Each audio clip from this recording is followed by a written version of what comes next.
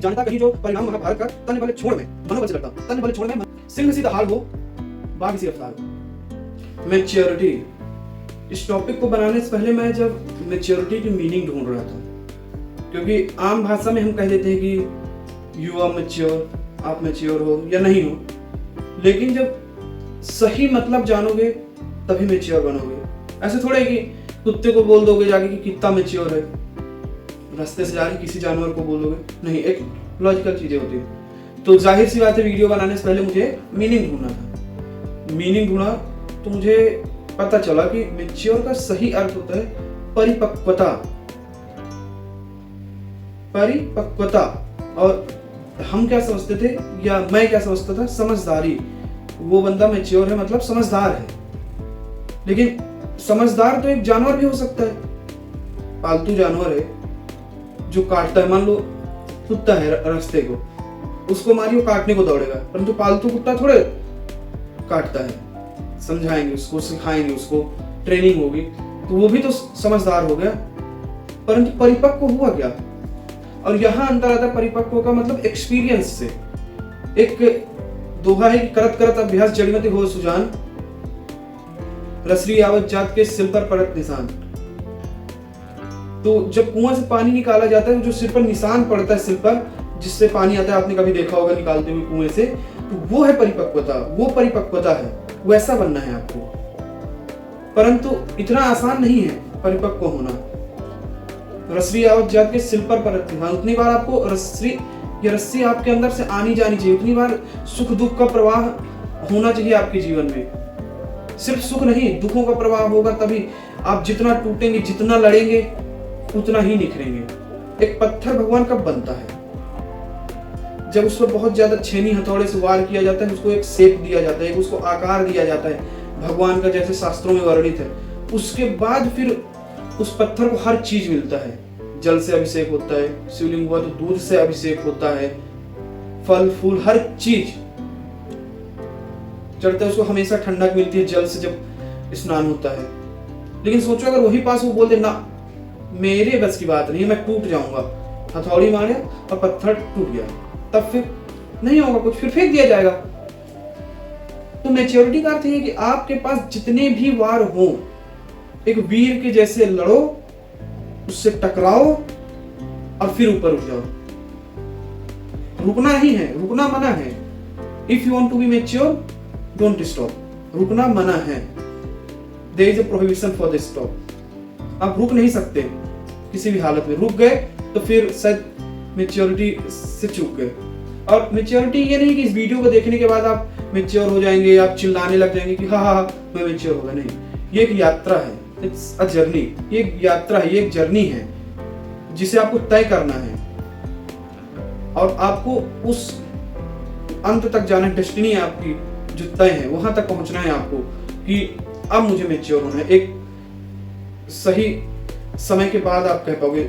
उदाहरण के लिए आपको जयपुर से दिल्ली जाना है, आपका अंतिम रास्ता क्या है, अंतिम सफर क्या होगा? दिल्ली, जहां दिल्ली पहुंचना है, वो आपकी डेस्टिनी है। परंतु अगर आपको कोई बेहोश कर दे और डायरेक्ट दिल्ली ले जाए, वो भी तो जा सकता है ना।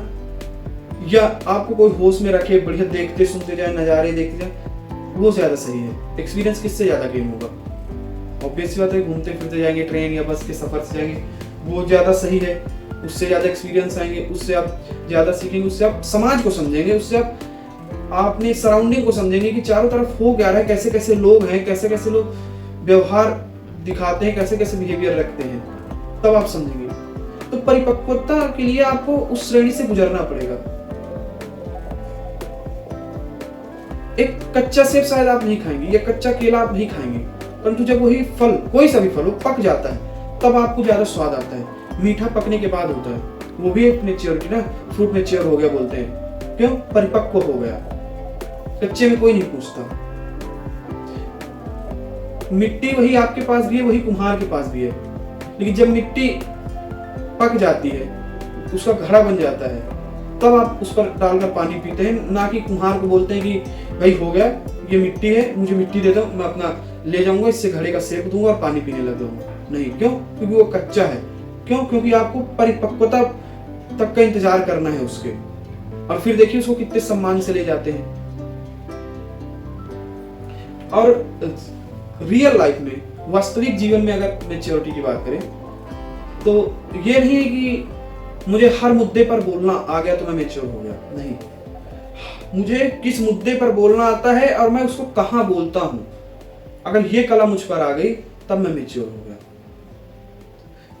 उदाहरण के लिए कि मुझे जियोपॉलिटिक्स में बहुत इंटरेस्ट है, या आपको बहुत इंटरेस्ट है किसी भी व्यक्ति को, अब वो कक्षा 2 या 3 के विद्यार्थियों के पास जाए और उनको बोले कि आओ बच्चों मैं आपको समझाता हूं कि नेपाल में ज़ेनज़ी आंदोलन क्यों हुआ, आओ बच्चों मैं आपको अमेरिकन सिविल वॉर समझाता हूं, अरे बच्चों मैं यूएसएसआर का डिसइंटीग्रेशन समझाता हूं, कोई समझेगा? सच बताना। 1-2 बच्चे सीख भी लेंगे जिनको लगेगा हाँ यार जान लेते हैं, परंतु याद नहीं रख पाएंगे। लेकिन वहीं आप जाइए कि आइए मैं आपको टेबल सिखाता हूँ, टेबल की एक ऐसी ट्रिक बताइए जो शायद किसी ने नहीं बताया हो, वो सीखेंगे। तो हर एक लेवल होता है, हर एक पड़ाव होता है, उस पड़ाव में कौन क्या समझेगा। देखिए जीवन ना बदलाव है और हर चीज बदलता है, लेकिन यही आप गांव में चले जाइए, किसी बूढ़ी अम्मा को समझाइए कि अम्मा जीवन बदल गया है, समाज अब ऐसा नहीं रहा ऐसा रहा, तो क्या वो अम्मा समझेंगी? वो अम्मा तुमको बताएंगे कि तुम शहर जाकर खराब हो गए हो, तो इसका आशय क्या कि अम्मा गलत है? नहीं, अम्मा सही है, परंतु अम्मा के पास वो कॉग्निटिव डेवलपमेंट नहीं हुआ, वो समाज को उसी दायरे पर देख रही हैं जहां तक उन्होंने घूमा है, और मैं गारंटी देता हूं कि उससे ज्यादा आपको एक्सपीरियंस भी नहीं है। अगर आप बोल रहे हैं कि अम्मा समाज में नहीं, आप वो समाज देख कर उसके बाद ज्ञान दे रहे हो, और अम्मा उतने ही समाज को देख रही है। अगर उसी उम्र तक अम्मा ने उस समाज को देखा होता तो आपसे ज्यादा ज्ञान होता। तो क्या करें, अम्मा को बदल दें? नहीं, उनके साथ चलिए, आने वाली जनरेशन को आप दीजिए कि बदलाव ही जीवन का नियम है, बताइए। ये थोड़े कि लड़ना झगड़ना है, नहीं समझेंगे वो, क्योंकि सबको अपना सत्य ही सत्य लगता है, दूसरे का सत्य हमेशा असत्य लगता है। वो बोलते हैं ना कि अपनी कहानी में तो कोई भी हीरो हो जाता है, तो सब अपनी कहानी में हीरो ही बनना चाहते हैं, सब अपनी कहानी में नेतृत्व ही करते हैं, और दूसरे की कहानी में शायद कहीं नामो निशान भी ना हो। तो आखिर फिर से वही सवाल कि क्या है मैच्योरिटी?